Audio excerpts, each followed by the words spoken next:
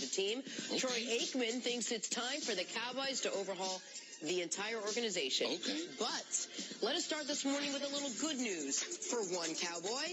Quarterback Dak Prescott. He's still employed. Despite an up-and-down season for the third-year quarterback, his boss, Jerry Jones, is sticking with him. Jerry said in a radio interview yesterday, quote, Dak is the quarterback of the Dallas Cowboys. He's young, and he's going to get extended. Jerry said what bothers him about the season is the way the team has played, not necessarily its personnel. All right, Nick, we'll kick off the conversation with you. What do you make of Jerry Jones' long-term commitment to Dak Prescott? If this is Jerry Jones signaling that this offseason he's giving Dak Prescott an extension, it will be one of the most grievous errors Jerry Jones has made since he let go of Jimmy Johnson.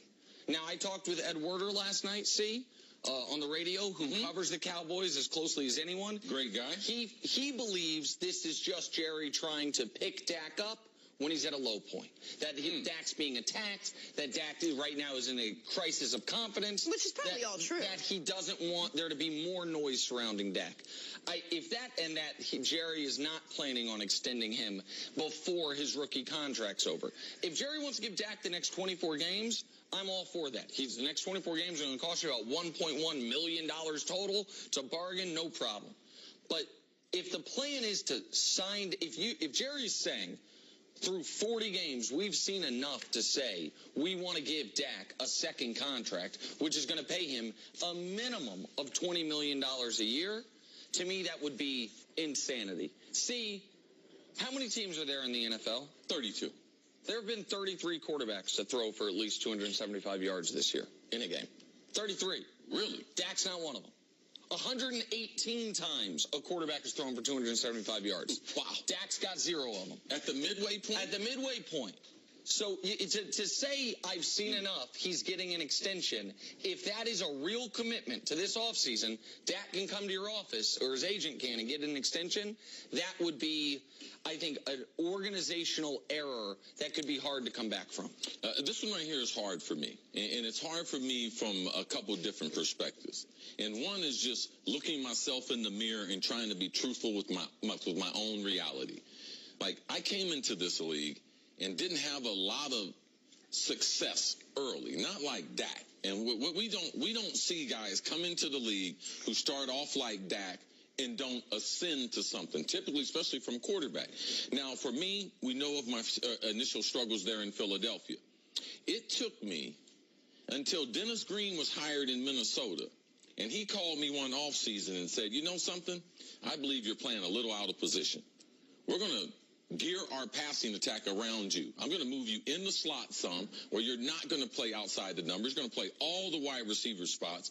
And that's when my game, and other things too, led to it. But that's when my game took off. So I have a great deal of patience for players in their development. My problem is I got such bad information to start, because we don't see guys who start this way and end up dipping down. Typically, they have a rough rookie season, then they start to ascend. But in this league, Jenna, it's just about life. All you need is one person to believe in you. And Dak has that in Jerry Jones. Now, I'm not saying Jerry's doing the right thing. I believe there's a right price. I'm not paying more than $25 million for Dak, and my guarantees have to be down to a minimum. There's a couple of contracts out there that I would like to look at. A guy like Alex Smith, Blake Bortles, those guys. Sam Bradford this offseason with Arizona was getting $20 million. So what the market is and what it will bear for a starting quarterback, we have to be careful. Like, I understand what Jerry is trying to say, and I would listen to Ed Werder. That, yes, right now, Jerry's got the right to change his mind. Dak will be their quarterback next year. But Jerry, and I believe Jerry holds this. He's doing the right thing now, because the quarterback is a sensitive position, especially in Dallas. He's trying to back the quarterback, but I wouldn't be surprised at all if Jerry backed away from giving Dak one of those big-time quarterback deals. Is there anything Dak could do at this point, from now till, his time in Dallas, he could do that you would say, okay, maybe he does warrant? Oh, yes, of course. How much a big of a turnaround would he need? Let me see the guy I saw the first 16 games of his career again. That's all he's got to do. It's in there somewhere. I've never seen this. Like, I know that when Mangini's out here and he's going to be out here later, we talk about Pat Mahomes a lot and how you and Coach like to be late to a party rather than early on anointing guys. And I understand that. I understand there are guys that we have had where they have been one-hit wonders, so to speak. But I've never seen to the degree of a quarterback who his rookie year is a 13-3 team and in the MVP conversation, and 20 games later is not one of the 25 most efficient quarterbacks in football. And especially without a significant injury.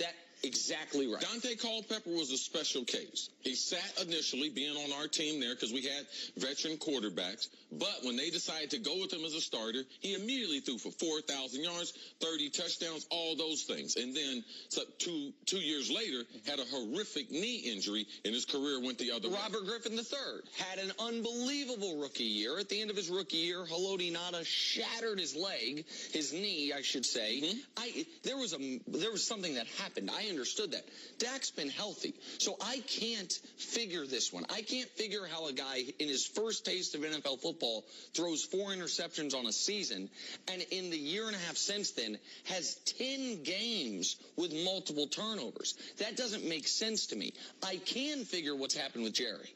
I think what's happened with Jerry is very simple. If we remember the storyline when Dak was going on his run, who was the only member of the Dallas Cowboys organization that seemed to want to go back to Tony Romo? Jerry Jones. He was talked out of it. He was talked out of when they were on that winning streak, when Romo was healthy, pulling Dak and going to Romo. He then went all in on Dak Prescott and abandoned his adopted son, Tony Romo. He can't be wrong about that. He can't have left Tony Romo on the side of the road for CBS to pick up for a quarterback that isn't going to be the long-term answer. Do you remember what we were asking ourselves at the very beginning of the season? How much of it is Dak and how much of it is his lack of weapons? So the guy's got no one to throw to, so that's what's making him look bad. Do we still feel the same way? Is it all on Dak now, or is it the personnel? Is it his line? It's an appropriate question. The offensive line is not playing good, but you can't evaluate a quarterback unless you have weapons to be able to throw to. And Dallas deciding to depart with Dez Bryant, Jason Witten's sudden retirement, they didn't have a plan B. So I don't believe it's fair to keep evaluating Dak as far as a franchise quarterback until you have an extended period of time with a player like Amari Cooper. Now, the thing about Dak is we keep playing this game that, oh, he's going to be Cam Newton one day. No, he's not. He's not going to be Cam Newton. He's not going to be Steve Young. He's not going to be that. They have to develop a game plan. And in Dallas, 99% of the players in this league, we need a system.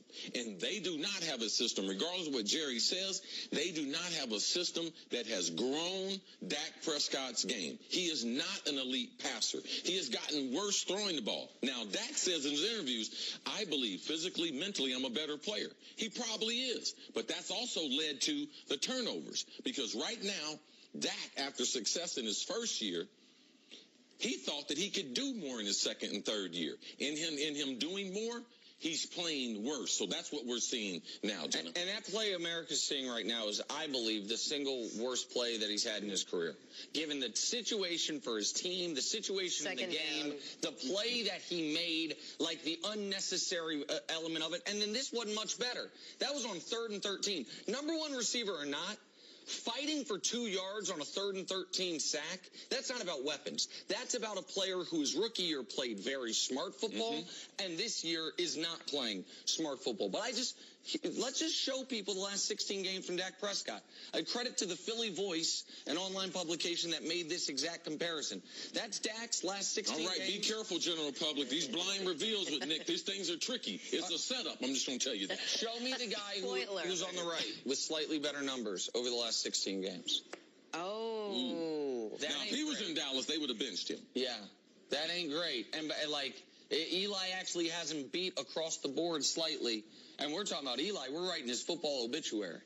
Yeah, the only reason why Eli's not getting benched because he had a guy, his backup got arrested. Got popped by the cops. So, he might be incarcerated. No. He's fine, actually. But still, the facts are where they are. And I'm biased on the other side for Dak because I said, my first time on television, My first time on television before I'd even met you.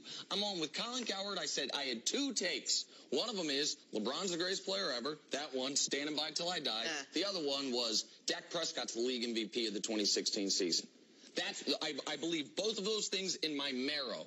One of them is obviously true. The other one, I don't know what's happened. Yeah, I told you the first one. MJ, listen, we can keep doing this back and forth. MJ, and I also told you, listen, that's going to come back down to earth. We both were 1 for 2 on this. But it was in his marrow. Got to take a break. Coming up, who wins in a battle of Big Ben versus Superman? That's next on First Things First. Who you taking, Jeff?